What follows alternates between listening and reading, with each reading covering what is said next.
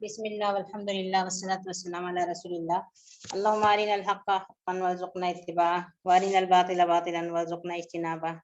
अल्लाहुम्मा अल्लिमना मा यनफ़अना वन्फ़अना बिमा अल्लमतना वज़िदना इल्मा।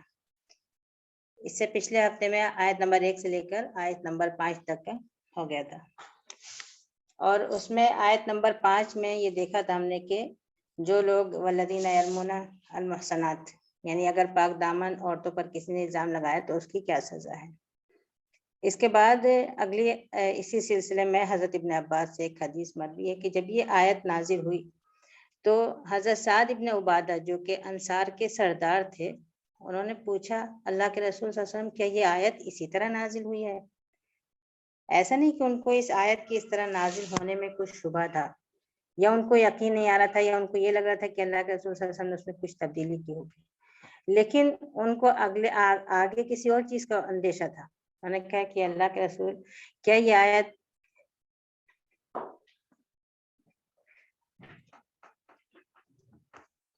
अल्लाह के रसूल क्या आयत इसी तरह नाजिल हुई? आप सल्लल्लाहु अलैहि वसल्लम ने कहा कि अंसार के लोगों, सुन रहे हो, तुम्हारे सरदार ने क्या कहा, यानी इनको यकीन नहीं आ रहा है इस आयत पर। लोगों ने कहा कि अल्लाह के रसूल इनको मलामत न करें, यानी आप बुरा नहीं माने अगर इन्होंने इस तरह से कह दिया है तो। दरअसल ये बहुत गैरतदार इंसान है। अगर इन्होंने कभी किसी शादीशुदा औरत से शादी नहीं की, हमेशा कुंवारी लड़की से शादी की, और अगर इन्होंने किसी को तलाक दे दी किसी औरत को, तो हम में से किसी की हिम्मत नहीं हुई कि उनकी छोड़ी हुई बीवी को हम लोग शादी कर लेते, उससे निकाह कर लेते। उनकी इसने इतने गैरतमंद है वो, इस उसकी वजह से। तो फिर हज़रत साद बोले, उन्होंने कहा कि अल्लाह के रसूल ये हक है, मुझे पता है कि आयत इसी तरह नाजिल हुई, अल्लाह ताला ने इसी तरह नाजिल की और ये अल्लाह ताला की तरफ से है और यही हक है, लेकिन मुझे हैरत इस बात पर हो रही है कि अगर कोई औरत गलत है और उसके पास कोई शख्स पहुंच जाता है, तो क्या मैं उसको इस हालत में देखकर 4 गवाह ढूंढने जाऊंगा? अल्लाह के रसूल, में जब तक कि वो 4 गवाह लेकर आऊंगा, जब तक तो सारा काम हो चुका होगा। लोग सब खामोश थे और बात सबकी समझ में आ रही थी कि अगर किसी के ऊपर इल्जाम लगाना है या किसी के बारे में कुछ बताना है इस तरह का, तो उस पर शर्त है कि 4 गवाह हो और चारों आईनी गवाह हो और चारों ने उस हालत में देखा हो। और अगर कोई अपनी बीवी के साथ इस तरह देखता है तो बहुत मुश्किल है कि वो 4 गवाह लाए और वो चारों गवाह उस हालत में देखें, लेकिन सब लोग खामोश थे। अभी ये खामोशी चल ही रही थी, यानी भी बहुत वक्त नहीं गुजरा था, ना भी इस पर कोई दूसरी बात हुई थी, ना आप सल्लल्लाहु अलैहि वसल्लम ने कुछ कहा था। तब तक एक सहाबी चले आए, हजरत हिलाल इब्न उमैया। वो अपने खेत में काम करते थे, अपने बाग में, और रात को देर से घर वापस आते थे। तो जब वो रात में देर से अपने घर वापस आए तो उन्होंने अपनी अहलिया के साथ किसी शख्स को देखा, अपनी आंखों से देखा, अपने कानों से सुना, लेकिन उन्होंने उस वक्त कुछ नहीं कहा। जब सुबह हुई तो नबी करीम सल्लल्लाहु अलैहि वसल्लम के पास तशरीफ ले गए, और उस वक्त हजरत साद से ये बात हो चुकी थी। अब यही गुफ्तगू, यही मौजू वहां चल रहा था कि अगर ऐसा हुआ तो क्या होगा, क्या अगर कोई शख्स तोहमत लगाता है तो उसको कोड़े लगाए जाएंगे, 80 कोड़ों की सजा होगी उस शौहर को। ये उसी दौरान जब ये माहौल वहां बना हुआ था, हजरत हिलाल इब्न उमैया वहां पहुंच जाते हैं। वो कहते हैं कि अल्लाह के रसूल, मैं रात में देर से घर वापस आया और मैंने वहां एक शख्स को देखा अपने घरवाली के साथ, और मैंने अपनी आंखों से देखा है, मैंने अपने कानों से सुना है। नबी करीम सल्लल्लाहु अलैहि वसल्लम को ये बात अच्छी नहीं लगी, और हजरत हिलाल के ऊपर बहुत गिरा गुजर रही थी, और अंसार के लोग इकट्ठा हो गए। उन्होंने कहा कि साद, तुमने सुबह सुबह जो बात कही थी ना, हम पड़ गए उसी मुसीबत में। अब क्या होगा, नबी करीम सल्लल्लाहु अलैहि वसल्लम हिलाल इब्न उमैया को कोड़े लगवाएंगे, और फिर हिलाल इब्न उमैया की शहादत बातिल हो जाएगी, कभी उनकी कोई गवाही कबूल नहीं की जाएगी। तो हिलाल ने कहा, नहीं, ऐसा नहीं होगा, खुदा की कसम, मुझे पूरे यकीन है कि जरूर इससे निकलने का कोई रास्ता होगा। और हजरत हिलाल कहते हैं कि अल्लाह के रसूल, मुझे लग रहा है कि جو خبر میں لے کے آیا ہوں وہ آپ کے اوپر گرا گزری ہے. اللہ جانتا ہے میں اس معاملے میں سچا ہوں، میں تہمت نہیں لے کر آیا ہوں. اب نبی کریم صلی اللہ علیہ وسلم ان کو کوڑے لگانے کا حکم دینا ہی چاہتے تھے، یا وہ حالات ایسے بن گئے تھے کہ اب ان کے کوڑے ہی لگانے کی نوبت آنا تھی کہ اس اسنا میں وحی نازل ہوگی. جب لوگوں نے نبی کریم صلی اللہ علیہ وسلم کے اوپر وحی کے آثار دیکھے، یعنی جب آثار دیکھتے تھے تو خاموش ہو جاتے تھے لوگ، تو لوگ خاموش ہو گئے. تو پھر وہ آیتیں نازل ہوئی جو آج ہم لوگ پڑھیں گے اور دیکھیں گے کہ ان آیتوں میں ایسی صورت میں جب کوئی اپنی بیوی کے ساتھ اس غلط چیز کو دیکھے تو اس کے لیے کیا صورت ہو سکتی ہے، اور کس طرح سے وہ اس آزمائش سے اپنے آپ کو نکالے اور اس کو بھی نکالے اور اس سے پیچھا چھڑائے. چلیے پہلے آیات کی تلاوت کر لیتے ہیں، جن آیات کے نزول کے بعد نبی کریم صلی اللہ علیہ وسلم نے حضرت ہلال کو بشارت دی تھی، کہا تھا ابشر یا ہلال فقد جعل اللہ لک فرجا و مخرجا، خوش ہو جاؤ ہلال، اللہ نے تمہارے لیے راستہ نکال دیا، مخرج نکال دیا. کیا تاثرات رہے ہوں گے اس وقت حضرت ہلال ابن امیہ کے، اور کتنا خوش ہوں گے وہ. آگے پھر کیا ہوا ان کے آیتوں کے نازل ہونے کے بعد، وہ ترجمے کے بعد دیکھتے ہیں. پہلے آیتیں دیکھ لیں. اعوذ باللہ من الشیطان الرجیم، بسم اللہ الرحمن الرحیم. والذین یرمون ازواجهم ولم یکن لهم شہداء الا انفسهم فشہادة احدهم 4 شہادات باللہ انہ لمن الصادقین.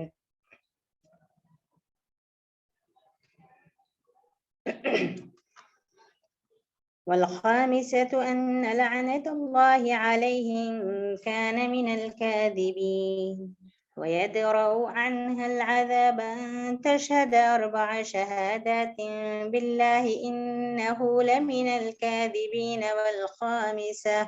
والخامسة أن غضب الله عليها إن كان من الصادقين.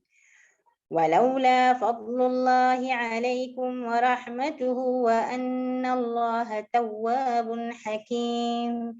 إن الذين جاءوا بالإفك عصبة منكم لا تحسبوه شرا لكم بل هو خير لكم، لكل امرئ منهم ما اكتسب من الإثم والذي تولى كبره منهم له عذاب عظيم.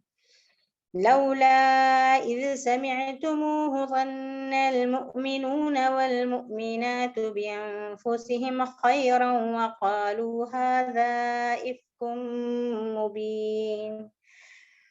لولا جاءوا عليه ب4 شهداء فإذ لم يأتوا بالشهداء فأولئك عند الله هم الكاذبون. ولولا فضل الله عليكم ورحمته في الدنيا والآخرة لمسكم فيما أفضتم فيه عذاب عظيم. إذ تلقونه بألسنتكم وتقولون بأفواهكم ما ليس لكم به علم وتحسبونه هينا وهو عند الله عظيم.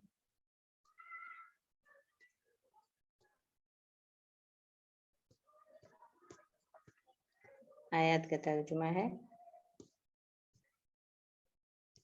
جو لوگ اپنی بیویوں پر الزام لگائیں اور ان کے پاس پھر ان کے علاوہ کوئی گواہ نہ ہو تو ان میں سے ہر شخص 4 گواہیاں دے گا. ان 4 لوگوں کے بدلے جو 4 گواہ ہونا چاہیے تھے، اکیلے وہ ایک شخص 4 گواہی دے گا، اور وہ 4 مرتبہ اللہ کی قسم کھا کر گواہی دے گا کہ وہ سچا ہے. انہ لمن الصادقین، جو بات وہ کہہ رہا ہے، جو الزام وہ لے کر آیا ہے اس میں وہ سچا ہے. اور 5ویں بار وہ کہے گا کہ اگر وہ اپنے الزام میں جھوٹا ہو تو اس پر اللہ کی لعنت ہو. اور عورت اس کی بیوی اس سے سزا ٹل سکتی ہے، اس کے اوپر سے بھی سزا ٹل سکتی ہے اس بنیاد پر کہ وہ 4 گواہوں کی جگہ خود 4 مرتبہ اللہ کی قسم کھا کر گواہی دے گی کہ یہ شخص اپنے الزام میں جھوٹا ہے، یہ شخص جھوٹ بول رہا ہے، اور 5ویں مرتبہ کہے گی کہ اگر وہ شخص اپنے الزام میں سچا ہو تو اس عورت اپنے آپ پر کہے گی کہ میرے اوپر اللہ کا غضب نازل ہو۔ تم لوگوں پر اللہ کا فضل اور اس کا رحم نہ ہوتا، اس کی مہربانی نہ ہوتی تو کیا ہوتا؟ اس کا جواب ابھی نہیں بتایا گیا ہے کہ تو کیا ہوتا۔ آگے اگلی بات ہے وَأَنَّ اللَّهَ تَوَّابٌ حَكِيمٌ، اور یہ یاد رکھو کہ بے شک اللہ تعالیٰ بہت زیادہ توبہ فرمانے والا ہے، توبہ قبول فرمانے والا ہے، اور اللہ تعالیٰ بہت ہی حکمت والا ہے۔ اس کے شریعت میں، اس کے احکام میں بڑی حکمت ہے اور بڑی مصلحت ہے۔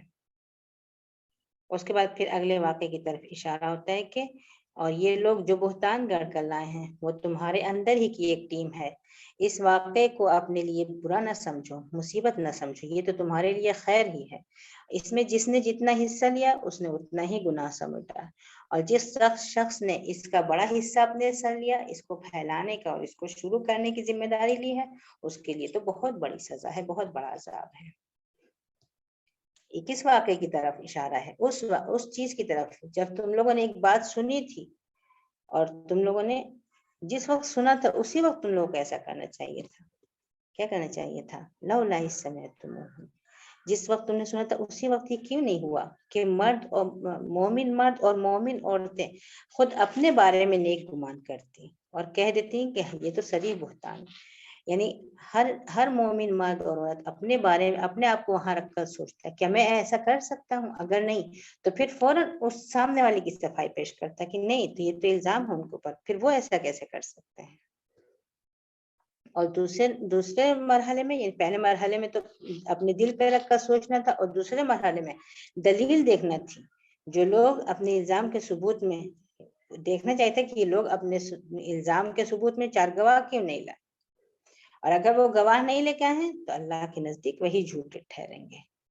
اور اگر اللہ کا احسان اور اس کا فضل، اس کا رحم و کرم نہ ہوتا تم پر اس دنیا میں بھی اور آخرت میں بھی، تو جن باتوں میں تم پڑ گئے تھے اس کی وجہ سے تمہیں بہت بڑے عذاب کا سامنا کرنا پڑتا۔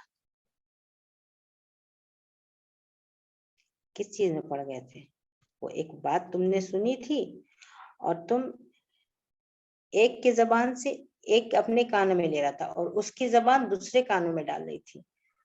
اِذْ بِأَلْسِنَتِكُمْ، تم لوگ اپنی زبانوں سے اس کو لیتے جا رہے تھے اور اپنے منہ سے وہ بات کہتے جا رہے تھے جس کے تمہیں کوئی علم نہیں تھا، تم اس کو معمولی بات سمجھ رہے تھے، اللہ کے نزدیک وہ بہت سنگین بات تھی۔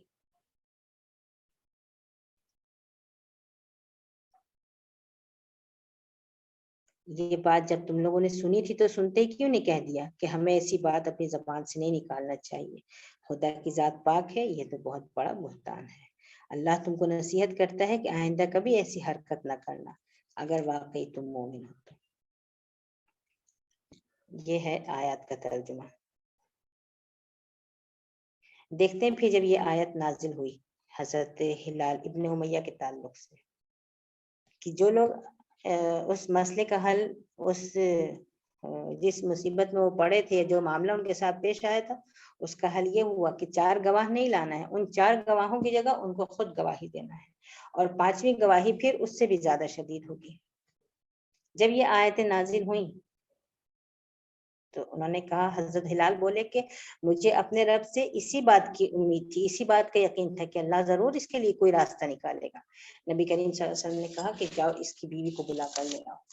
وہ عورت بلا کر لائی گئی، نبی کریم صلی اللہ علیہ وسلم نے یہ آیتیں پڑھ کر اس کو سنائیں، اور پھر آپ صلی اللہ علیہ وسلم نے دونوں کو آیتیں سنائیں اور دونوں کو نصیحت کی اور دونوں کو اس بات کی تنبیہ کری کہ دیکھو دنیا کی سزا بہت آسان ہے، آخرت کی سزا بہت سنگین ہوگی۔ پھر اس کے بعد پھر حضرت ہلال کی طرف متوجہ ہوئے تو حضرت ہلال نے کہا کہ اللہ کے رسول، میں نے جو کچھ کہا ہے سچ کہا ہے۔ عورت بولی نہیں یہ جھوٹے ہیں۔ اللہ کے رسول صلی اللہ علیہ وسلم نے کہا کہ چلو پھر ان کے درمیان ملاعنہ کرایا جائے، یعنی یہی حکم جو ان آیتوں میں نازل ہوا ہے کہ ہر ایک دوسرے کو گواہی دے کر اس کے اوپر لعنت بھیجے گا۔ تو پھر حضرت ہلال سے کہا گیا کہ چلو 4 گواہیاں دو تم. انہوں نے 4 دفعہ گواہی دی, اللہ کی قسم کھا کر گواہی دی. تو گواہی اور دوسرا اللہ کی قسم کھا کر اس بات کی گواہی دی کہ وہ سچے ہیں. جب 5ویں کی باری آ گئی تو پھر لوگوں نے روکا ان کو, پھر تنبیہ کی, ہلال اللہ سے ڈرو. دیکھو دنیا کی سزا کتنی ہی ہو بہت آسان ہے آخرت کے عذاب کے مقابلے میں. سمجھ لو ایک بار, پھر غور کر لو. اور اگر تم نے اس دفعہ بھی گواہی دے دی, قسم کھا لی, تو پھر تمہارے اوپر آخرت کا عذاب واجب ہو جائے گا. انہوں نے کہا, حضرت ہلال بولے اللہ کی قسم, جس طرح اللہ تعالیٰ نے مجھے یہاں کوڑوں سے محفوظ رکھا, میں 4 گواہوں کے بغیر ایک بات لا کے فوراً کہہ دی تھی, اور اس صورت میں 4 کوڑے لگنا چاہیے تھے, لیکن اللہ تعالیٰ کی طرف سے ایک حکم نازل ہو گیا, اس نے مجھے ان کوڑوں سے محفوظ رکھا. مجھے یقین ہے کہ اللہ تعالیٰ مجھے اس عذاب سے بھی محفوظ رکھے گا. اور پھر انہوں نے وہ قسم, 5ویں قسم بھی کھا لی کہ اگر میں جھوٹا ہوں تو میرے اوپر اللہ کی لعنت نازل ہو. پھر لوگ اس عورت کی طرف متوجہ ہوئے اور اس سے کہا کہ تم اللہ کا نام لے کر اللہ کی قسم کھا کر 4 بار گواہی دو کہ یہ شخص جھوٹا ہے. اس نے گواہی دے دی. 5ویں دفعہ پھر اس کو بھی ڈرایا گیا کہ اللہ سے ڈرو, دیکھو دنیا کی سزائیں بہت معمولی ہیں, آخرت کا عذاب بہت سنگین ہوگا, اور اگر تم نے اس وقت یہ بات کہہ دی, 5ویں بات بھی کہہ دی, تو تمہارے اوپر عذاب واجب ہو جائے گا. وہ تھوڑی دیر کے لیے ٹھہری اور اس کی زبان میں لڑکھڑاہٹ ہوئی. اس نے ایک دفعہ سوچا کہ وہ اس سچائی کا اعتراف کر لے, لیکن پھر وہ بولی کہ خدا کی قسم میں اپنی قوم کو رسوا نہیں کروں گی. یعنی وہ پھر بھی وہاں پہ اس نے نہ سمجھی کی کہ قوم کی کو رسوائی سے بچا کے اپنے آپ کو عذاب کا نشانہ بنا لیا. یہ ہوتی ہے اندھی عصبیت. واللہ لا افضح قومی, خدا کی قسم میں اپنی قوم کو رسوا نہیں کروں گی. اور پھر 5ویں گواہی بھی دے دی اس نے کہ اللہ کا غضب نازل ہوئی اس عورت کے اوپر اگر یہ شخص سچا ہے تو. پھر نبی کریم صلی اللہ علیہ وسلم نے ان کے درمیان جدائی ڈال دی. اس طرح کے حالات میں اس قسم کھانے کے بعد جو ہوتا ہے وہ طلاق ہوتی ہے, یعنی جدائی ڈال دی جاتی ہے, اور وہ جدائی ایسی جدائی ہوتی ہے جس میں کبھی دوبارہ پھر اکٹھا نہیں ہو سکتے.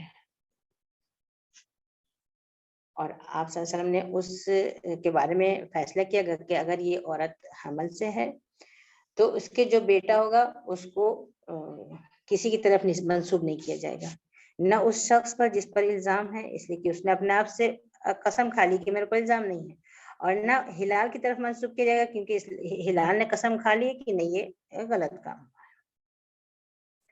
اور اگر کسی نے اس کے بیٹے کے اوپر کوئی الزام لگایا کہ نہیں یہ اس کا تھا یا اس کا تھا, تو پھر اس کو تہمت لگانے کی سزا لگائی جائے گی.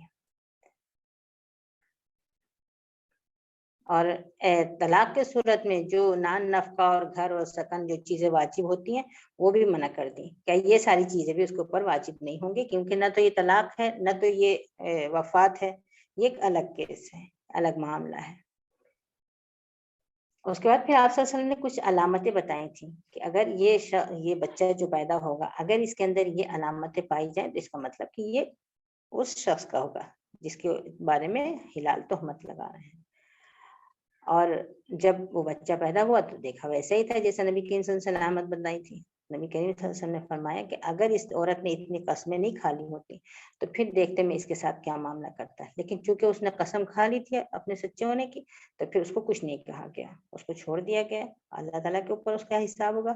اس کے بچے کے بارے میں بھی کہہ دیا گیا کہ کسی کی طرف منسوب نہیں کیا جائے گا, دلیل کوئی نہیں ہے, لیکن اس کو بچے کے اوپر کوئی الزام نہیں لگایا جائے گا, کوئی تہمت نہیں لگائی جائے گی, نان نفقہ کچھ بھی نہیں ہوگا, اور دونوں الگ الگ ہو جائیں گے. اس طرح سے اس مسئلے کا حل نکلا جس کو لے کر صحابہ قلق کر شکار تھے.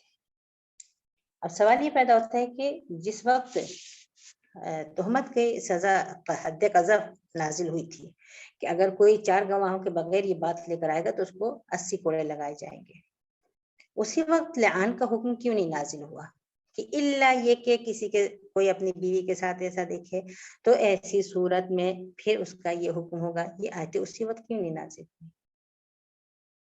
اس لیے کہ جب کوئی معاملہ پیش آتا ہے اور حالات کو اس میں اس کی پریشانی میں ہوتے ہیں اور ان کے سامنے کوئی اس مسئلے کا حل نہیں ہوتا ہے اور اس حل کو تلاش کیا جاتا ہے مشکل سے، تو پھر اس کی قدر و قیمت زیادہ ہوتی ہے اور اس کی اہمیت زیادہ ہوتی ہے، دل میں اس کی وقت زیادہ ہوتی ہے اور وہ یاد بھی رہتا ہے اچھی طرح سے۔ تو اس وجہ سے تاکہ اس معاملے سے الگ کیا جا سکے اور یہ سمجھا جا سکے کہ اس معاملے کو الگ کرنے میں کیا اہمیت ہے اور کیا اس کی حکمت ہے اور کیا اس کی مصلحت ہے، اس وجہ سے آیتیں اسی وقت نازل نہیں ہوئی لعان کی آیتیں جب نازل ہوئی جب اس کی ضرورت پڑی اور صحابہ کے اندر پورے فضا میں ایک سناٹا چھایا ہوا تھا کہ یا تو ہلال کے اوپر اب کوڑے پڑیں گے یا تو اب دیکھو کیا ہوتا ہے۔ اور صحابہ اس وقت پورے یقین میں ہوتے تھے کہ جب اگر ہم سچ بول رہے ہیں اور ہمارے ساتھ ایک مسئلہ ہے تو ضرور وحی کے ذریعے اللہ تعالیٰ اس مسئلے کو حل کر دے گا۔ جہاں ان کو اس کا یقین ہوتا تھا وہیں اتنا خوف بھی ہوتا تھا کہیں کوئی ایسی غلطی نہ کر جائے جو وحی کے ذریعے اس کی فضیحت ہو جائے۔ یہاں دیکھا ہم نے حضرت سعد ابن عبادہ اس پورے یقین کے ساتھ کہ ہاں یہ صحیح ہے اور یہ حقیقت ہے، لیکن اس کے باوجود بھی ان کو کتنا گنا گزرا تھا کہ اگر یہ اگلا کوئی حکم نازل نہیں ہوتا ہے تو یہ کیسے ہوگا۔ اور یہاں تک کہ بات ہو گئی تھی حضرت ہلال کے بارے میں کہ البینہ او حد فی ذلک، ہلال یا تو تم ثبوت پیش کرو گے اور یا تو تمہارے پیٹھ پر اب کوڑے پڑیں گے، لیکن ان کو پورا یقین تھا کہ نہیں، جب مجھے نہ تو کوڑے پڑیں گے اور نہ تو مجھے سزا ہوگی، میں سچا ہوں اپنی جگہ۔ اس طرح سے انسان جب سچا ہوتا ہے تو بہت مضبوط ہوتا ہے۔ دیکھتے ہیں اس کے بعد والی آیات۔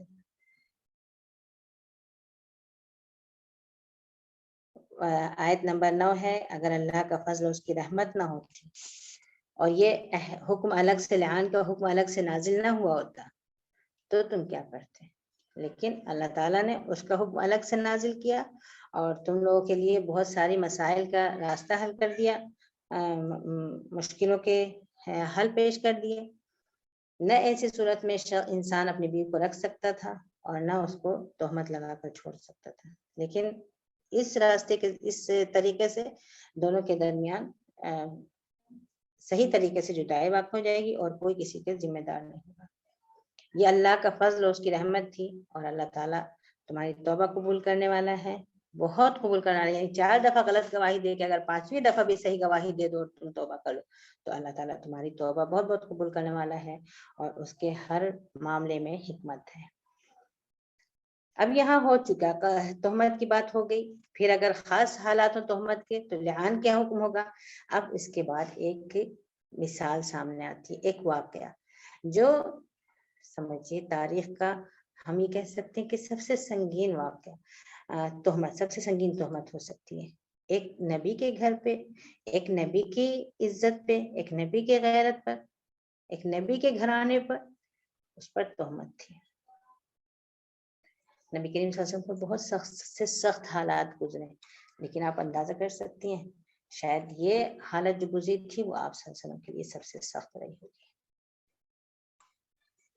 یہ آیتیں ان الذین جاؤوا بالافک عصبۃ، یہ لوگ جو تہمت لے کر آئے تھے یہ آپ انہی میں سے کوئی تھے، تمہیں میں کا ایک گروہ تھا۔ کیا تفصیلات تھی اس واقعے کی تھوڑا بہت تو ہم سبھی جانتے ہیں، لیکن صحیح بخاری میں ایک روایت ہے جو حضرت عائشہ نے اپنے لفظوں میں اپنی زبان سے بیان کی ہے۔ چلیے ہم اس روایت کو دیکھتے ہیں۔ حضرت عائشہ اپنے پر گزری ہوئی باتیں اپنے لفظوں میں بیان کر رہی ہیں، سنیں وہ کیا کہہ رہی ہیں، کس طرح سے وہ ان حالات سے گزری تھی۔ حضرت عائشہ رضی اللہ عنہ کہتی ہیں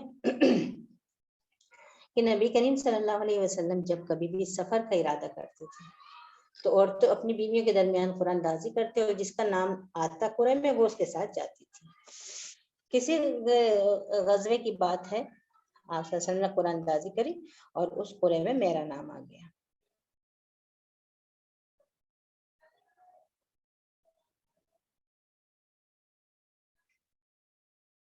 وہ کہتی ہے کہ قرآن میں میرا نام آ گیا اور میں ان کے ساتھ نکل گئی۔ یہ واقعہ اس وقت کا ہے جب پردے کے احکام نازل ہو چکے تھے. اور کرتی جائیں، یہاں پردے کے احکام نازل ہونے کی بار بار وہ صراحت کر رہی ہیں. اور جو لوگ یہ کہتے ہیں کہ نہیں پردہ، چہرے کا پردہ ہے ہی نہیں، ان کے لیے یہاں کچھ مل سکتا ہے اگر کوئی ہدایت طلب کرنا چاہے تو. وہ کہتی ہیں کہ یہ واقعہ پردے کے احکام نازل ہونے کے بعد کا ہے، اور یہ اس وقت کی بات ہے جب ہم کو محمل میں اٹھایا جاتا تھا اور محمل میں اتارا جاتا تھا. یعنی لکڑی کا ایک ڈبے جیسا ہوتا تھا جس میں عورتیں بیٹھ جاتی تھیں، اس کو اٹھا کر اونٹ کے اوپر رکھ دیا جاتا تھا. پھر جب کہیں پڑاؤ ڈالنا تھا تو اونٹ بیٹھتا تھا، 4 آدمی آتے تھے، اس ڈبے کو اٹھا کر نیچے رکھتے تھے اور پھر عورتیں اس میں سے نکل جاتی تھیں.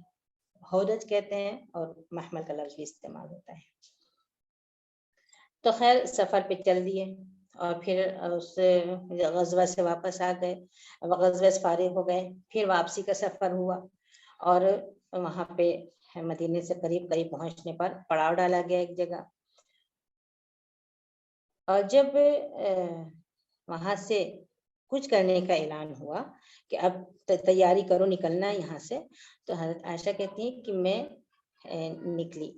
قافلے سے کافی دور چلی گئی قضاء حاجت کے لیے کہ اب سفر شروع ہونے والا ہے تو اپنی ضروریات سے فارغ ہو لیں. تو ضروریات سے فارغ ہونے کے لیے بہت دور چلی گئی. جب ضرورت سے فارغ ہو کے واپس آئی قافلے کی جگہ پر، ابھی لوگ تیاری کر رہے تھے نکلنے کی، تو ان کا ہاتھ اپنے گلے پر پڑا اور انہوں نے دیکھا ایک قیمتی ہار جو پہنے ہوئی تھی وہ گلے میں نہیں تھا، گر گیا تھا کہیں. اور دوسری روایت میں یہ بھی آتا ہے کہ وہ ہار ان کا اپنا نہیں تھا، انہوں نے حضرت اسما سے لے کر پہنا ہوا تھا وہ ہار. وہ اس ہار کو ڈھونڈتے ڈھونڈتے واپس پلٹی اور ان کو اس کو تلاش کرنے میں کافی وقت لگ گیا. جو جن لوگوں کی ذمہ داری تھی کہ آپ کا محمل اٹھا کر اونٹ پر رکھتے وہ آئے، انہوں نے محمل اٹھایا اور اونٹ پر رکھ دیا. ان کو یہ نہیں پتا چلا کہ آپ اس میں موجود نہیں ہیں، کیونکہ لکڑی کا وزن کافی تھا اور حضرت عائشہ ہلکی پھلکی تھی. وہ خود بتا رہی ہیں کہ اس وقت عورتیں ہلکی پھلکی ہوتی تھی، ان کے اوپر بھاری گوشت نہیں ہوتا تھا کیونکہ اتنا زیادہ کھاتے نہیں تھے ہم لوگ، بہت تھوڑی خوراک ہوتی تھی. تو لوگوں کو بھی حیرت نہیں ہوئی، انہوں نے محمل اٹھا کے اوپر رکھا اور سوار چل دیے. وہ کہہ رہی ہیں کہ اس وقت میں کمسن تھی. اونٹ بھی چل دیا، قافلہ بھی چل دیا اور سب لوگ چلے گئے. یہ واپس آئیں، ہار تو مل گیا ان کو لیکن قافلہ روانہ ہو چکا تھا. تو جہاں وہ قافلہ تھا نے پڑاؤ ڈالا تھا وہ وہاں پہنچی، جہاں ان کی جگہ تھی وہاں اپنی جگہ گئی اور پھر وہیں بیٹھ گئی. انہوں نے کہا کہ ان کو وہ کہتی کہ مجھے پورا یقین تھا کہ وہ لوگ مجھے ڈھونڈیں گے اور ڈھونڈتے ہوئے یہیں واپس آئیں گے. بیٹھے بیٹھے مجھے نیند کا غلبہ ہونے لگا اور میں سو گئی. پھر وہ خود بتاتی ہے کہ حضرت صفوان ابن معطل السلمی جو قبیلہ ذکوان سے تعلق رکھتے تھے وہ بھی پیچھے رہ گئے تھے. انہوں نے بھی رات قافلے سے پیچھے ہی گزاری تھی. تو رات بھر وہ چلے اور جب صبح ہوئی تو وہ وہاں پہنچے جہاں یہ تھیں. انہوں نے بہت دور سے انسان کا سایہ دیکھا، قریب آ گئے اور مجھے پہچان گئے. وہ خود آگے وضاحت کر رہی ہیں اور مجھے پہچان گئے، دیکھتے ہی مجھے پہچان گئے کیونکہ پردے کی آیتیں نازل ہونے سے پہلے وہ مجھے دیکھ چکے تھے. تو گویا جب پردے کی آیتیں نازل ہوئی تو چہرہ ڈھکنا شروع ہو گیا تھا. تو اب ان کے چہرہ اب نہیں دیکھا تھا، لیکن چونکہ ان کا چہرہ وہ پردے کے احکام نازل ہونے سے پہلے دیکھ چکے تھے اس وجہ سے وہ پہچان گئے اور انہوں نے زور سے کہا انا للہ و انا الیہ راجعون. یہ آواز سن کر میری آنکھ کھل گئی، میں نے اپنی چادر سے چہرہ ڈھانپ لیا. انہوں نے مجھ سے کوئی لفظ نہیں کہا، میں نے انا للہ کے علاوہ ان کے منہ سے کوئی بات سنی ہی نہیں. انہوں نے اپنی اونٹنی کو بیٹھایا اور میں اس پر سوار ہو گئی. وہ اس کی رسی پکڑ کر آگے آگے چلنے لگے یہاں تک کہ ہم قافلے پر پہنچ گئے، قافلے والوں کے ساتھ پہنچ گئے، اس لیے کہ قافلے والے اگلی منزل پر پڑاؤ ڈال چکے تھے. تو یہ لوگ وہاں پہنچے. جب دوری سے دیکھا لوگوں نے حضرت عائشہ، وہاں حضرت صفوان کا جو اونٹ تھا ظاہر سی بات ہے وہ خالی اونٹ تھا، اس پر محمل نہیں تھا. تو بغیر محمل کے حضرت عائشہ بیٹھی تھی اور چادر سے اپنا چہرہ ڈھکی ہوئی تھی اور حضرت صفوان رسی پکڑ کے آگے آگے چل رہے تھے. جب قافلے والوں نے اس طرح سے ان کو دور سے آتے ہوئے دیکھا تو جس کو برباد ہونا تھا وہ برباد ہو گیا. جس کو اپنی آخرت خراب کرنا تھی اس نے اپنی آخرت خراب کر لی. اور اس کا سب سے زیادہ ذمہ داری جو اس گناہ کی اٹھائی وہ منافقوں کا سردار عبداللہ ابن ابی ابن سلول تھا. اس نے کیا کیا؟ اس نے لوگوں کو پہلے آنکھوں سے اشارہ کیا کہ وہ دیکھو وہ آ رہے ہیں، اور پھر ایک ایک کے پاس جا کے چپے چپے کانوں میں کہا کہ یہ لوگ ساتھ میں آئے ہیں تو کیا صحیح واپس آ گئے ہیں؟ ان کو کچھ نہیں پتا. کہتی ہیں کہ ہم مدینہ پہنچ گئے اور پہنچتے میں بیمار ہو گئی، مہینہ بھر میں بیمار پڑی رہی، اور لوگ تہمت کے بارے میں خوب باتیں کرتے رہے. اس میں سے کسی نے سنا، کسی نے جس نے چاہا اس کو سنا، جس نے چاہا دوسروں تک پہنچایا، جس نے چاہا انکار کیا، جس نے چاہا قبول کیا. یہ سب چلتا رہا، ان کو کچھ نہیں پتا گھر کے اندر. لیکن یہ کہتی ہے کہ مجھے بہت تکلیف اس چیز کی ہوتی تھی کہ کبھی بھی میں بیمار پڑتی تھی تو نبی کریم صلی اللہ علیہ وسلم کی طرف سے جو لطف، جو ہمدردی، جو محبت، جو عنایت، جو کچھ اس وقت ہوتا تھا میری بیماری زمانے میں، اس وقت مجھے وہ سب چیزیں نظر نہیں آ رہی تھی. تو میری تکلیف اس چیز سے بڑھ رہی تھی. لیکن کیوں نہیں اس طرح کرنا آپ صلی اللہ علیہ وسلم، یہ نہیں سمجھ میں آتا تھا. جب آپ صلی اللہ علیہ وسلم گھر میں داخل ہوتے تو سلام کرتے اور پوچھتے کیا حال ہے، اور پھر پلٹ جاتے. پہلے جیسا نہیں تھا کہ پاس بیٹھتے اور ہمدردی کرتے، ایسا کچھ نہیں ہو رہا تھا. اس چیز کی مجھے بہت تکلیف تھی، لیکن مجھے اس مصیبت کا اندازہ نہیں تھا. نقاہت بہت بڑھ گئی تھی، مہینہ بھر کی کمزوری، بیماری اور کمزوری. ایک دن ام مستح آئی اور وہ ام مستح کے ساتھ رات کے وقت قضاء حاجت کے لیے باہر نکلی.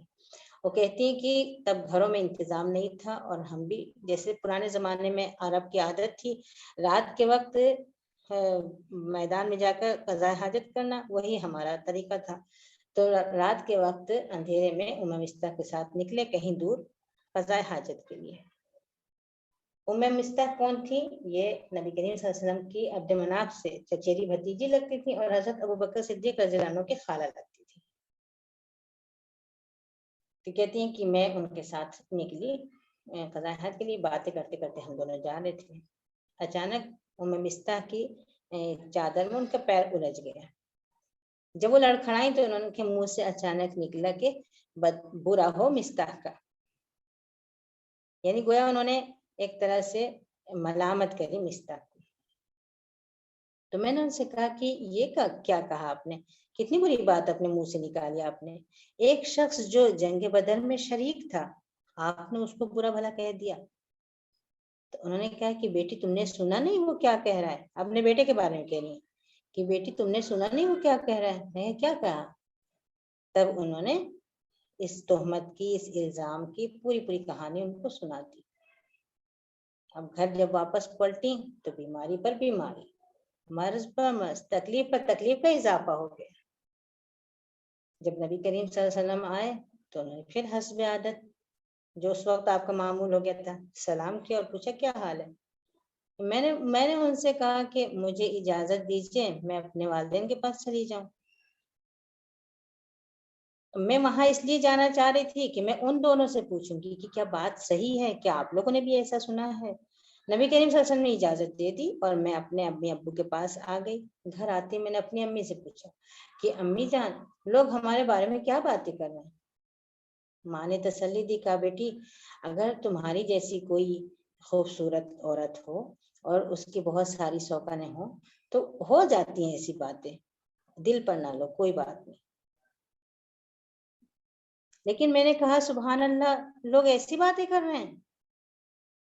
پوری رات میں روتی رہی میرے آنکھوں، نہ تو مجھے نیند آئی نہ تو میرے آنسو رکے.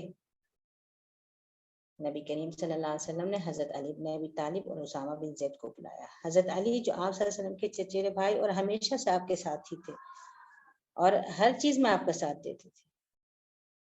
اپنے رشتہ داروں میں جو آپ جس کو آپ سب سے قریبی سمجھتے تھے ان کو بلایا، اور حضرت زید کو بلایا نہیں حضرت اسامہ بن زید کو بلایا جو آپ صلی اللہ علیہ وسلم کو بہت محبوب تھے. ان دونوں کو بلایا، ان دونوں سے پوچھا کہ تم دونوں سمجھ رہے ہو نا کہ میں اس وقت کن حالات سے گزر رہا ہوں. تم لوگوں کیا مشورہ ہے، کیا واقعی بات سچ ہو سکتی ہے تو میں عائشہ کو چھوڑ دوں، اگر یہ بات غلط ہو سکتی ہے، غلط ہو، تہمت ہو، تو پھر میں ایسا فیصلہ نہ کروں. تو حضرت اسامہ نے کہا کہ اللہ کے رسول نہیں، آپ کے گھر والوں کی معصومیت پر ہم گواہی دیں گے، ہم کو پتہ ہے جو ان کے گھر والے آپ صلی اللہ علیہ وسلم کی، آپ صلی اللہ علیہ وسلم، حضرت اسامہ کو اندازہ تھا آپ صلی اللہ علیہ وسلم حضرت عائشہ سے کس قدر محبت کرتے ہیں، اس محبت کو انہوں نے پیش نظر رکھا، انہوں نے کہا کہ نہیں آپ ان کو مت چھوڑیں، وہ بہت معصوم ہے اور ہم اس کی معصومی پر گواہی دیتے ہیں، ہم نے ان کے اندر خیر ہی دیکھی ہمیشہ، ہم نے آج تک ان کے اندر کوئی غلط چیز نہیں دیکھی۔ نبی صلی اللہ علیہ وسلم نے حضرت علی سے پوچھا تو حضرت علی کہہ رہے ہیں کہ اے اللہ کے رسول، وہ حضرت علی نبی کریم صلی اللہ علیہ وسلم کا غم ختم کرنا چاہ رہے ہیں اور بہت ہمدردی سے کہتے ہیں کہ اے اللہ کے رسول، اللہ تعالیٰ نے آپ کو تنگی میں تو نہیں رکھا ہے، ان کے علاوہ بہت ساری عورتیں ہیں نا، گنجائش ہے آپ کے لیے، اور آپ ان کی باندی سے بھی ایک بار پوچھ سکتے ہیں، ان سے پوچھیے وہ کیا کہتی ہیں۔ نبی کریم صلی اللہ علیہ وسلم نے بریرہ کو بلایا جو حضرت عائشہ کی باندی تھی، اور حضرت عائشہ نے ان کو ان کی آزادی کے لیے ان کا تعاون کیا تھا، ان کو آزاد کرایا تھا۔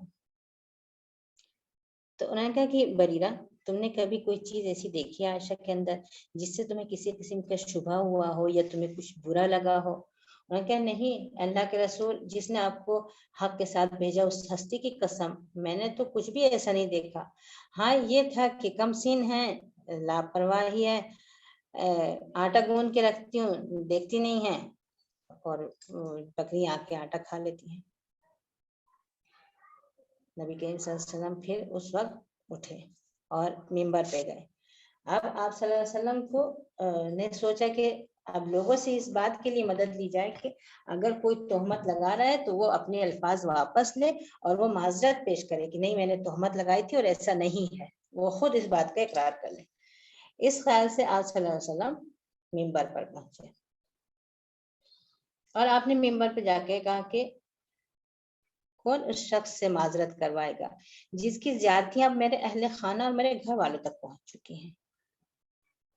کوئی اس شخص سے کہے کہ وہ اپنی غلطی کا اعتراف کرے اور ہم سے آ کے معذرت کرے، کیونکہ میں نے اپنے گھر والوں کے اندر ہمیشہ خیر ہی دیکھی تھی، اور جس آدمی کا تذکرہ جس صحابی کے اوپر الزام لگایا جا رہا ہے اس کے اندر بھی ہمیشہ خیر ہی دیکھی ہے،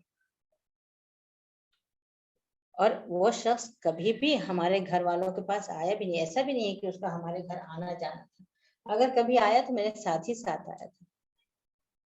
حضرت سعد ابن معاذ اٹھے، انہوں نے کہا کہ اے اللہ کے رسول، اس کی طرف سے میں معذرت پیش کرتا ہوں، اگر وہ اوس کا قبیلہ ہمارے قبیلے کا ہے تو ہم اس کے سر قلم کر دیں گے، اور اگر وہ خزرج دوسرے قبیلے سے ہے تو آپ حکم دیجئے، ہم آپ کا حکم نافذ کریں گے، ہمارے قبیلے سے ہے تو ہم خود بخود تیار ہیں اس کا سر قلم کرنے کے لیے، دوسرے قبیلے سے ہے تو ہم فیصلہ نہیں کریں گے، آپ جو فیصلہ کریں ہم اس پر عمل کریں گے۔ تو حضرت سعد بن عبادہ اٹھے جو خزرج کے سردار تھے اور بہت نیک انسان تھے، لیکن یہ بات سن کے ان کے اندر غلط جاگ اٹھی، انہوں نے کہا کہ تم کیوں نافذ کرو گے؟ نبی کریم صلی اللہ علیہ وسلم جو سزا بتائیں گے وہ تم کیوں نافذ کرو گے؟ نہ تم اس کو قتل کر سکتے ہو، وہ جس شخص کی بات ہو رہی ہے سب سمجھ رہے ہیں وہ کون ہے، نہ تم اس کو قتل کر سکتے ہو اور نہ تم اس کو قتل کرو گے۔ تو حضرت اسید ابن حضیر اٹھے، وہ سعد ابن معاذ کی چچیرے بھائی تھے، تو انہوں نے سعد ابن عبادہ سے کہا کہ جھوٹ نہ بولو، ہم تو اس کو قتل کر دیں گے لیکن تم منافقوں کی طرف سے بحث کر رہے ہو یا ان کی طرفداری کر رہے ہو، ان کی حمایت کر رہے ہو۔ جب اس طرح سے اوس اور خزرج کے درمیان ان دونوں کے سرداروں اور دونوں کے افراد کے درمیان بات ہوئی اور بہت گرما گرم، بہت ہی زیادہ جوش میں بات ہونے لگی اور مجلس بہت گرم ہو گئی، نبی کریم صلی اللہ علیہ وسلم ممبر ہی پہ تھے، آپ بار بار ان لوگوں کو خاموش کرنا چاہ رہے تھے، ٹھنڈا کرنا چاہ رہے تھے، اور وہ لوگ بہت گرم ہو گئے تھے۔ آپ صلی اللہ علیہ وسلم نے کوشش کر کے ان دونوں کو خاموش کرایا، لیکن ہوا کیا، نتیجہ کیا ہوا کہ ان دونوں کے آپس کی حمیت اور اس جھگڑے میں وہ بات دب گئی کہ جس شخص نے یہ سارا ہنگامہ اٹھایا ہے وہ شخص آ کر یہاں اقرار کرے کہ میں نے غلط کیا تھا اور میں معذرت چاہتا ہوں۔ یہ نہیں ہوا اور اسی ہنگامہ ہونے لگا، آپ صلی اللہ علیہ وسلم لوگوں کو خاموش کرایا اور آپ ممبر سے اتر گئے۔ حضرت عائشہ کہتی ہیں کہ میں اس دن پورے دن روتی رہی، نہ میرے آنسو رک رہے تھے نہ میرے آنکھوں میں نیند آ رہی تھی. پھر جب دوسری رات آئی, اس رات بھی ایسا ہی ہوا, روتی رہی, نہ آنسو رکے اور نہ نیند کے کوئی جھپک آئی. میرے والدین میرے پاس ہی رہے پورے وقت, اور میں پوری 2 راتیں اور دن روتی رہی. مجھے لگتا تھا کہ روتے روتے میرا کلیجہ سوکھ چکا ہے. پھر ایسا ہوا تیسرے دن کہ وہ دونوں میرے پاس بیٹھے ہوئے تھے, میں رو ہی رہی تھی. انصار کی ایک عورت آ گئی, وہ بھی آ کے میرے پاس بیٹھ گئی, وہ بھی رونے لگی میرے ساتھ ساتھ. ہم سب اسی حال میں تھے کہ نبی کریم صلی اللہ علیہ وسلم تشریف لے آئے اور بیٹھ گئے. جس دن سے یہ سب باتیں ہونا شروع ہوئی تھی, اس دن سے آپ صلی اللہ علیہ وسلم میرے پاس نہیں بیٹھے تھے. پورا 1 مہینہ گزر گیا تھا, لیکن میرے معاملے میں کوئی وحی بھی نہیں نازل ہوئی تھی کہ وحی کے ذریعے ہی کوئی صفائی پیش ہو جاتی, وحی بھی نہیں نازل ہو رہی تھی. تو آپ صلی اللہ علیہ وسلم نے پہلے کلمہ شہادت پڑھا اور پھر کہا کہ عائشہ, مجھے تمہاری طرف سے ایسی ایسی خبریں ملی ہیں. عائشہ, اگر تم بے گناہ ہو تو اللہ تعالیٰ ضرور تمہاری بے گناہی ثابت کر دے گا, لیکن عائشہ اگر تم سے کوئی غلطی ہو گئی ہے تو تم اللہ سے توبہ کرو اور اس کی طرف رجوع کرو. عائشہ, اگر کوئی بندہ اپنے گناہ کا اعتراف کر لے اور پھر وہ رجوع کر لے تو اللہ تعالیٰ اس کی توبہ قبول کر لیتے ہیں. نبی کریم صلی اللہ علیہ وسلم حضرت عائشہ کو اس انداز سے سمجھا رہے تھے کہ دونوں باتیں ہو سکتی, اگر تم نے نہیں کیا ہے یہ تو اللہ تعالیٰ ضرور تمہاری برات نازل کرے گا, لیکن اگر ہو گئی ہے تم سے غلطی تو توبہ کر لو, توبہ کا دروازہ کھلا ہوا ہے. حضرت عائشہ کہتی ہیں کہ میری سمجھ میں نہیں آیا, میں کیا کہوں. 2 دن سے 2 راتیں 2 دن مسلسل جو آنسو بہے چلے جا رہے تھے, نہیں رک رہے تھے, وہ اچانک رک گئے. آنکھیں خشک ہو گئیں, اب آنکھ میں ایک قطرہ بھی نہیں آ رہا ہے. مجھے نہیں سمجھ میں آیا میں خود کیا جواب دوں. میں نے اپنے والد ابا جان کی طرف دیکھا, کہا میری طرف سے نبی کریم صلی اللہ علیہ وسلم کو کوئی جواب دے دیجیے, یعنی آپ میری طرف سے بولیے, آپ میری طرف سے جواب دیجیے. آپ دیکھیے حضرت صدیق اکبر جیسی شخصیت, نبی کریم صلی اللہ علیہ وسلم کے یار غار, اور ان کی معصوم بیٹی, اور معاملہ کتنا سنگین ہو رہا ہے کہ آپ اس بیٹی کی برات نہیں ظاہر کر پا رہے. کہتے ہیں کہ میں نے کہا کہ آپ کچھ کہیے, تو ابا جان نے کہا کہ بیٹی مجھے نہیں پتا, واللہ ما ادری ما اقول لرسول اللہ, خدا کی قسم مجھے سمجھ میں نہیں آ رہا ہے کہ میں اللہ کے رسول سے کیا کہوں. تو پھر میں نے اپنی امی کی طرف دیکھا, میں کہا امی آپ رسول اللہ صلی اللہ علیہ وسلم کو کچھ جواب دے دیجیے. انہوں نے بھی وہی بات کہی, خدا کی قسم بیٹی مجھے نہیں پتا میں رسول اللہ صلی اللہ علیہ وسلم کو کیا جواب دوں. کہنے لگی کہ پھر میں نے خود ہی جواب دیا. میں اس وقت بہت کم سن تھی, مجھے بہت زیادہ قرآن نہیں یاد تھا, کچھ حصہ یاد تھا. تو میں نے کہا کہ بے شک میں جانتی ہوں تم لوگوں نے میرے بارے میں کیا کیا سنا ہے, اور لوگ میرے بارے میں کیا کیا باتیں بنا رہے ہیں, اور اچھا خاصا وقت گزر چکا ہے. یہ باتیں آپ کے دلوں میں بیٹھ گئی ہیں, آپ نے ان پر یقین کر لیا ہے. تو میں یہ نہیں کہوں گی کہ میں بالکل بری ہوں, میں معصوم ہوں, میں بے قصور ہوں. اگر میں نے کہا کہ میں بے قصور ہوں تو تم لوگوں کو یقین نہیں آئے گا, اور اگر میں اس گناہ کا اعتراف کر لوں تو اللہ جانتا ہے کہ میں اس سے بری ہوں. تو تم لوگ یقین کر لو گے اگر میں اعتراف کروں گناہ کا, وہ گناہ جس کے بارے میں اللہ گواہ ہے کہ میں بری ہوں اس گناہ سے, تو اگر یہ اعتراف کرو تو تم لوگ یقین کر لو گے, ضرور یقین کر لو گے. تو خدا کی قسم اب میرے سامنے ایک ہی راستہ ہے, اور وہ یہ کہ جیسے یوسف علیہ السلام کے ابا نے کہا تھا کہ فصبر جمیل واللہ المستعان علی ما تصفون, کہ اب خوبصورتی سے صبر کرنا ہے اور تم لوگ جو بیان کر رہے ہو اس پر اللہ سے مدد لینا ہے. تو اب میں بھی بس اتنا ہی کہہ سکتی ہوں. یعنی آپ اندازہ کریے حضرت عائشہ کی اس کیفیت اور اس جذبات کا. یعنی پہلے تو ان کو تکلیف ہو رہی ہے کہ لوگ مجھے ایسے کیوں کہہ رہے ہیں, ایسے کیوں کہا لوگوں نے, مجھے ایسے کیوں کہا لوگوں نے, آنسو رک ہی نہیں رہا ہے, اتنے بڑے الزام لگا. لیکن جب ان کو یہ لگا کہ رسول اللہ صلی اللہ علیہ وسلم کے سامنے بھی کیا دونوں باتیں ہیں, کیا آپ یہ سمجھ رہے ہیں کہ میں ایسا کر سکتی ہوں, ایسا سوچا آپ نے کیا, پھر ان کے آنسو خشک ہو جاتے. اور وہ بہت اعتماد, جب امی کچھ نہیں کہہ پا رہی, ابو کچھ نہیں کہہ پا رہے, تو خود ہی بہت اعتماد کے ساتھ یہ آیت پڑھتی، اب میں صبر کروں گی اور اب اللہ تعالیٰ ہی فیصلہ کرے گا جو آپ لوگ کہنا ہے۔ وہ کہتی ہیں پھر میں نے کروٹ بدل لی اور میں اپنے بستر پر لیٹ گئی۔ مجھے خدا کی قسم مجھے یقین تھا، مجھے اچھی طرح پتا تھا کہ میں معصوم ہوں، میں اس غلطی سے بری ہوں، اور مجھے یقین تھا کہ اللہ تعالیٰ ضرور میری معصومیت اور میری پاکیزگی کو نازل کرنے والا ہے، میری بے گناہی نازل ہوگی۔ لیکن خدا کی قسم میں نے کبھی یہ نہیں سوچا تھا کہ میرے معاملے میں وحی آ جائے گی، قرآن نازل ہو جائے گا، وہ آیتیں جو ہمیشہ پڑھی جائیں گی۔ کہتی ہیں کہ میں اپنی نظر میں میرا نفس، میرا یہ معاملہ اتنا اہم نہیں تھا، مطلب بہت معمولی تھا اس چیز سے کہ میرے بارے میں اللہ کا کوئی کلام نازل ہو جائے جو قیامت تک پڑھا جائے، اس کی تو امید نہیں تھی مجھے۔ ہاں مجھے یہ یقین تھا کہ نبی کریم صلی اللہ علیہ وسلم یا تو خواب میں کوئی، یا تو آپ کو سوتے ہوئے کوئی خواب نظر آ جائے گا جو میری بے گناہی پر دلالت کرے، یا اللہ تعالیٰ آپ کو کسی طریقے سے اطلاع دیں گے۔ یہ یقین تھا کہ اللہ تعالیٰ میری بے گناہی بتائیں گے نبی کریم صلی اللہ علیہ وسلم کو، لیکن میں نے یہ نہیں سمجھا تھا کہ قرآن کی آیتیں نازل ہوں گی اور قیامت تک پڑھی جائیں گی۔ آپ صلی اللہ علیہ وسلم ابھی وہیں پر تھے، ابھی وہاں سے اٹھے بھی نہیں تھے، اور نہ اس گھر سے ابھی کوئی امی ابو جو عورت بیٹھی تھی انصار کی، وہ ابھی کوئی اپنی جگہ سے نہیں ہلا تھا، ابھی سب اسی کیفیت میں تھے کہ نبی کریم صلی اللہ علیہ وسلم کو وحی کے آثار نظر آنے لگے۔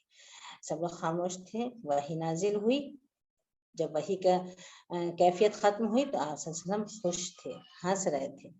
پہلی بات جو آپ کی زبان سے نکلی، انہوں نے کہا کہ عائشہ اللہ کا شکر ادا کرو، اس نے تمہاری برات نازل کر دی، اس نے تمہاری بے گناہی نازل کر دی۔ میری امی نے کہا بیٹی نبی کریم صلی اللہ علیہ وسلم کے پاس اٹھو اور ان کا شکریہ ادا کرو۔ میں نے کہا خدا کی قسم نہیں، نہ ان کی طرف اٹھوں گی اور نہ اللہ کے سوا کسی کا شکر ادا کروں گی۔ کسی نے میرا ساتھ نہیں دیا تھا، کسی نے میری بے گناہی کے لیے میری طرفداری نہیں کی تھی، نہ میری بے گناہی پر کوئی دلیل پیش کی تھی، کسی نے گواہی نہیں دی تھی میری معصومیت کی۔ میں اللہ تعالیٰ کے سوا کسی کا شکر ادا نہیں کروں گی، اس نے میری بے گناہی نازل کری۔ تو اس وقت پھر یہ آیتیں نازل ہوئی جو ابھی ہم نے پڑھی ہیں، ان الذین جاءوا بالافک عصبۃ منکم، یہ 10 آیتیں پوری اس کے آگے کی نازل ہوئی۔ جب یہ آیتیں نازل ہوئیں تو واضح ہو گیا کہ سب سے پہلے کس نے شروع کی تھی بات، اور کس نے اس میں حصہ لیا تھا، اور جو حصہ لینے والے تھے اس میں وہ مستح بھی تھے، جن کی امی نے یہ ساری کہانی ان کے سامنے کھولی تھی۔ اور وہ مستح جو تھے وہ پہلی بات تو یہ کہ رشتہ دار تھے، خالازاد بھائی تھے، اور دوسرا یہ کہ وہ محتاج بھی تھے، اور حضرت ابوبکر صدیق ان کا نان نفقہ کے وہ تھے، کفیل تھے، ان کا نان نفقہ وہ دیتے تھے۔ جب برات نازل ہو گئی تو حضرت ابوبکر صدیق نے کہا کہ نہیں، بس اب آج کے بعد میں مستح پر ایک سکہ نہیں خرچ کرا گا، کچھ بھی نہیں دوں گا اب اس کے بعد مستح کو۔ اس نے عائشہ کے بارے میں ایسے کہا۔ تب اللہ تعالیٰ نے آیت نازل کی جو آگے ہم کو اسی سورہ کے آگے آیتیں ملیں گی، وَلَا يَأْتَلِ أُولُو الْفَضْلِ مِنْكُمْ وَالسَّعَةِ، کہ نہیں قسمت کھاؤ اس طرح سے قسم، تم معاف کر دو اللہ تمہیں معاف کرے گا۔ تب حضرت ابوبکر صدیق نے کہا کہ میں چاہتا ہوں اللہ مجھے معاف کر دے، اور انہوں نے پھر وہ خرچہ جو مستح کو دیتے تھے وہ ان کو بڑھا کر دینے لگے، یا اتنا ہی دینے لگے، بہرحال وہ خرچہ پھر جاری ہو گیا۔ اور یہ حدیث جو ابھی ہم لوگ پڑھ رہے تھے، اس کا آخری حصہ دیکھیے۔ حضرت عائشہ کہتی ہیں کہ نبی کریم صلی اللہ علیہ وسلم نے میرے بارے میں حضرت زینب بنت جہش سے بھی پوچھا تھا۔ کون تھی حضرت زینب بنت جہش؟ نبی کریم صلی اللہ علیہ وسلم کی زوجہ اور حضرت عائشہ کی سوکن تھیں۔ کہا کہ زینب تمہارا کیا خیال ہے، تم نے کیا جانا اور کیا دیکھا؟ حضرت زینب نے کہا اللہ کے رسول، احمی سمعی و بصری، میں تو اپنے آنکھوں اپنے کانوں کی حفاظت کروں گی، میں نے ان کے بارے میں خیر ہی دیکھی تھی، میں نے کچھ بھی برا نہیں دیکھا، برا نہیں سنا، تو میں کیوں غلط کہوں اور برا سنوں؟ نہیں، میں نے ان کے اندر ہمیشہ خیر ہی دیکھی تھی۔ وہ کہتی ہیں کہ حضرت زینب سے ہی میرا بہت زیادہ وہ چلتا تھا، بہت ٹکر چلتی تھی نبی کے صلی اللہ علیہ وسلم کی تمام ازواج میں، انہی سے میرا مقابلہ بہت زیادہ ہوتا تھا، لیکن اللہ تعالیٰ نے ان کے تقوی کی وجہ سے ان کو محفوظ رکھا۔ اور انہی کی بہن حضرت زینب بنت جہش کی بہن حضرت حمنہ بنت جہش، وہ اپنی بہن کے طرفداری لے کے ان کی سوکن سے کھینچتانی میں رہتی تھی، تو اس نے اس میں منہ کھول دیا، اور ہلاک ہونے والوں میں بہتان کے معاملے میں جو لوگ پھسل گئے، ہلاکت میں پڑے، اس میں وہ ان کی بہن بھی تھی۔ تو سوکن تو یہ تھی اور مقابلہ ان سے ہوتا تھا، لیکن ان کے تقوی اور ان کی پرہیزگاری نے ان کو کوئی بھی غلط بات منہ سے کہنے سے روک دیا تھا۔ اللہ تعالیٰ یہ تقوی اور یہ پرہیزگاری عطا کرے کہ انسان چاہے کسی بھی معاملے میں ہو، لیکن وہ اپنا حق، صحیح بات اور صحیح گواہی سے ہرگز نہ ہٹے۔ ایک بات یہاں یہ بھی قابل غور ہے، آگے بڑھنے سے پہلے اس بات پر غور کیجیے، جو لوگ کہتے ہیں کہ نبی کریم صلی اللہ علیہ وسلم غیب کا علم رکھتے ہیں، جو لوگ اس بات کا دعویٰ کرتے ہیں کہ نبی کریم صلی اللہ علیہ وسلم کو اب بھی اس وقت بھی ہر غائب و حاضر کا علم ہے، ایک دفعہ ان کو اس بات پر غور کرنا چاہیے کہ آپ صلی اللہ علیہ وسلم 1 مہینے سے زیادہ اس اذیت سے گزرے، وحی نہیں آ رہی تھی اور آپ کو کچھ بھی نہیں پتا تھا، کچھ بھی نہیں پتا تھا۔ اگر آپ کے پاس غیب کا علم ہوتا تو آپ اتنی اذیت میں وقت نہیں گزارتے، حضرت عائشہ اتنی اذیت میں نہیں ہوتی، ان کے والدین اتنی تکلیف میں نہ ہوتے۔ اگر غیب کا علم ہوتا تو آپ خود ان کی براءت واضح کر دیتے۔ اتنے بڑے واقعے، اتنی بڑی دلیل کے بعد بھی کوئی یہ کہے کہ نبی کریم صلی اللہ علیہ وسلم کو غیب کا علم تھا؟ نہیں، وہ اللہ کے بندے تھے، اس کے رسول تھے صلی اللہ علیہ وسلم۔ آیت نمبر 10 دیکھیے، بے شک جو لوگ اس تہمت کو لے کر آئے وہ تمہارے اندر کی ایک جماعت تھی، تم اس کو اپنے لیے مصیبت نہ سمجھو، برا نہ سمجھو، یہ تمہارے لیے بہتر ہوا۔ کیوں بہتر ہوا؟ اس لیے کہ اس میں اپنے اور پرائے، منافق، مومن اور منافق سب کی جانچ ہو گئی، اور ایک کے آگے کیا ہو سکتا ہے اور لوگوں کے ایمان کیا۔ اور آپ صلی اللہ علیہ وسلم نے اس پورے عرصے میں جو وقت گزارا، دیکھیے آپ صلی اللہ علیہ وسلم نے کتنے صبر اور کتنے تحمل سے پورا، کوئی ایسا لفظ آپ کی زبان سے نہیں نکلا جس سے آپ کی بے صبری کا یا کسی بھی چیز کا اندازہ ہوتا ہے۔ جو انہوں نے تہمت لگائی، الزام لگایا، ان کے بارے میں بھی کچھ نہیں، اور حضرت عائشہ کے بارے میں بھی کچھ نہیں، دشمنوں کے بارے میں بھی کچھ نہیں، کسی کے بارے میں کچھ نہیں۔ کس طرح صبر و تحمل سے یہ پورا وقت گزارا آپ صلی اللہ علیہ وسلم نے۔ ہر شخص نے جتنا حصہ لیا اتنا حصہ اس نے اپنا گناہ سمیٹا، جس قدر اس میں ہاتھ ڈالا، جس قدر اس کی گہرائی میں پہنچا، اتنا ہی وہ گناہوں کی گہرائی میں پہنچتا گیا، اور جس نے اس کی ذمہ داری لی، اہم ہی رول ادا کیا، تو اس کے لیے تو بہت ہی دردناک عذاب ہے۔ اب آگے 2 اصول بتائے جا رہے ہیں، اگر اس طرح کا معاملہ پیش آئے تو تمہیں کیا کرنا چاہیے تھا؟ پہلے اپنے دل پر رکھنا ہے، پھر دلیل پر رکھنا ہے۔ کبھی بھی زندگی میں ایسا کوئی واقعہ سامنے آیا تھا تو آیت نمبر 11 دیکھیے کہ جب تم نے یہ بات سنی تھی، جیسے ہی یہ خبر آئی تھی تمہارے پاس، تو تم لوگوں نے اپنے بارے میں خیر کیوں نہیں سوچی؟ اپنے بارے میں خیر سوچنے کا کیا مطلب ہے؟ اپنے بارے میں خیر سوچنے کا مطلب یہ کہ تم پہلے یہ سوچتے کہ اگر تم وہاں پہ ہوتے تو ایسا کرتے کیا، تو پھر سوچو کہ پھر جس کے بارے میں آ رہی ہے اس نے ایسا کیا ہوگا کیا۔ اس سلسلے میں حضرت ابو ایوب الانصاری، جن کا نام خالد ابن زید تھا، ان کی بیویوں کے واقعات 2 روایتوں میں آتا ہے۔ ایک روایت میں آتا ہے کہ حضرت ابو ایوب نے اپنی بیوی سے کہا کہ تم نے سنا عائشہ کے بارے میں کیا بات ہو رہی ہے؟ تو انہوں نے کہا کہ ہاں سنا میں نے، کیا میں ایسا کر سکتی تھی؟ کیا اگر آپ وہاں ہوتے، صفوان کی جگہ آپ ہوتے، تو کیا آپ نبی کریم صلی اللہ علیہ وسلم کی ان کے گھر، ان کے خاندان کے بارے میں اس طرح سے کر سکتے تھے؟ یعنی آپ صلی اللہ علیہ وسلم کی اہلیہ، ان کی بیوی، ان کی محبوب شخصیت، اس کے بارے میں کیا آپ اس طرح کے اقدام کر سکتے تھے؟ ان کا نہیں، ہرگز نہیں۔ تو کہا کہ اور میں اگر عائشہ کی جگہ ہوتی تو میں کیا خیانت کرتی تھی؟ نہیں، ہرگز نہیں۔ تو پھر ہم ایسا کیسے یقین کر سکتے ہیں؟ نبی کریم صلی اللہ علیہ وسلم اگر ایسا، حضرت عائشہ مجھ سے بہتر ہے اور حضرت صفوان تم سے بہتر ہے، تو ان دونوں کے بارے میں ہم اس بات پر یقین کیسے کر لیں؟ ایک دوسری روایت میں آتے ہیں کہ انہوں نے کہا تھا، بیوی نے اپنے شوہر سے کہا تھا کہ تم نے سنا عائشہ کے بارے میں کیا باتیں ہو رہی ہیں؟ تو انہوں نے کہا کہ جھوٹ ہے جھوٹ ہے جھوٹ ہے. ام ایوب اگر تم وہاں پہ ہوتی تو تم ایسا کرتی کیا؟ انہوں نے کہا نہیں خدا قسم میں کیوں کرتی. تو انہوں نے کہا عائشہ تو تم سے بہتر ہے نا، پھر تو وہ ایسا کیسے کر سکتی ہے؟ تو بہرحال دونوں روایتوں کے حساب سے یہ سمجھ میں آتا ہے کہ اس وقت وہ لوگ بھی موجود تھے جو سن کے یقین کر دے رہے تھے اور دوسروں سے کہہ رہے تھے، لیکن وہ لوگ بھی موجود تھے جنہوں نے سنتے ہی انکار کر دیا تھا. اس کی بھی مثال موجود تھی. اور یہی اصول اللہ تعالیٰ نے ہم کو سکھایا کہ جب تم اس طرح کی کوئی خبر سنو تو مومن مرد اور مومن عورتیں پہلے اپنے بارے میں سوچیں ہم کیسے کرتے اس وقت، اور پھر فوراً سامنے والے کی صفائی پیش کر دو. ھذا افک مبین، کھلا ہوا جھوٹ ہے، صریح جھوٹ ہے، نہیں ہو سکتا، بہتان ہے، یہ الزام ہے. تو پہلی چیز تو یہ کہ اس کو اپنے دل پر پرکھنا، دوسری چیز دلیلوں پر پرکھنا. آیت نمبر 12 دیکھیے. اگر ایسا ہوا تھا تو وہ 4 گواہ کیوں نہیں لائے؟ 4 گواہ ہونا چاہیے. اگر 4 گواہ نہیں ہیں تو یہ جھوٹے ہیں.